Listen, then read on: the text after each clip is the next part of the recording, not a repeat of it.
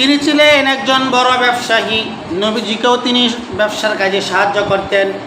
নবুয়ত লাভ করার পর নবীজি গোপনে আল্লাহর বাণী প্রচার শুরু করতেন। আল্লাহর বাণী প্রচার করতে শুরু করেন। নবীজির দাওয়াত পেয়ে পুরুষদের মধ্যে আবু বকর রাদিয়াল্লাহু তাআলা আনহু সর্বপ্রথম ইসলাম গ্রহণ করেন। পরে তার পিতামাতা ও নবীজি সাল্লাল্লাহু আলাইহি সাল্লামের হাতে ইসলাম গ্রহণ করেন।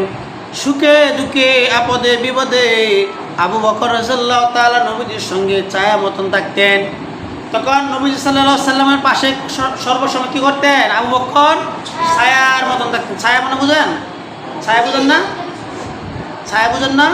ধরেন একটা ছাতা ধরলেন, ছাতার নিচে ছায়া পড়ে না? রোদের মধ্যে হাঁটলেন, আপনার হাঁটলে ছায়া পড়ে না? এই যে ধরেন এই ছায়া পড়ছে না, এটা কথা বলছে। সবসময় কী করতেন? নবীজির কাছে থাকতেন, ছায়ার মতন থাকতেন। আবু বকর রাদিয়াল্লাহু তাআলা ছিলেন সাহসী, প্রভাবশালী। আবু বকর রাদিয়াল্লাহু তাআলা আনহু ইসলাম গ্রহণ করার আগে নবীজি গোপনে গোপনে ইসলাম ধর্ম দাওয়াত দিতেন। নবীজি কী করতেন? গোপনে গোপনে মানুষের কাছে ইসলাম প্রচার করতেন। আর যখনই আবু বকর রাদিয়াল্লাহু তাআলা আনহু কী করেছেন? ইসলাম ধর্ম গ্রহণ করেছেন, তখন আল্লাহ রাসূল সাল্লাল্লাহু আলাইহি ওয়াসাল্লাম কী করেছেন? মনের মধ্যে একটি সাহস দিলেন। আবু বকর বললেন ছিলেন সাহসী ও প্রভাবশালী। আবু বকরকে ছিলেন অনেক প্রভাবশালী এবং সাহসী, তাই তিনি প্রকাশ্যে ইসলাম পালন করতে শুরু করেন। তখন কী করলেন? প্রকাশ্যভাবে মানুষের কাছে প্রকাশ্যে ইসলাম ধর্ম গ্রহণ শুরু করেন। নবীজির কাছে বলছে, আল্লাহ রাসূল আমাকে ইসলাম ধর্ম গ্রহণ করেন। ইসলাম ধর্ম প্রচার করার সময় মক্কা সকল লোক নবী সাল্লাল্লাহু আলাইহি সাল্লামের সঙ্গে শত্রুতা শুরু করেন। যখনই ইসলাম ধর্ম গ্রহণ শুরু করেন, দাওয়াত দেওয়া শুরু করেন, তখন কী করলেন? এলাকার মানুষ, আশেপাশে যারা ছিল সবাই নবীজির কী হয়ে গেল? শত্রু হয়ে গেল। কী হয়ে গেল?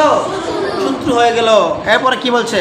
সে সময় আবু বকর রাদিয়াল্লাহু তাআলা আনহু মহানবী সাল্লাল্লাহু আলাইহি সাল্লামকে সাহস জুগিয়েছিলেন। তখন বললেন, এই নবীজি, আপনি চিন্তা করবেন না, আপনি কোনো টেনশন করবেন না, আপনার পাশে আমি আছি, কোনো প্যারাশানি করবেন না।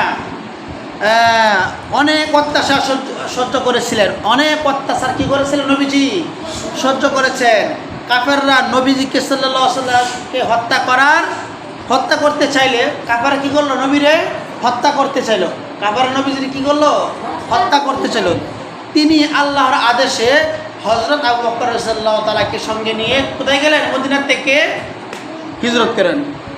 আবু বকর রাদিয়াল্লাহু তাআলাকে কোথায় নিয়ে গেলেন? মদিনায় চলে গেলেন। কার আদেশে?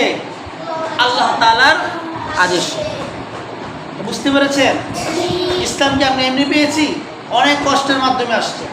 আমরা তো মুসলমানের ঘরে মুসলমান জন্ম হয়ে গেছি, ইসলাম পেয়েছি। এজন্য আমরা এখন থেকে আল্লাহর হুকুম নবী সুন্নাত তরিকা চলবো ইনশাআল্লাহ।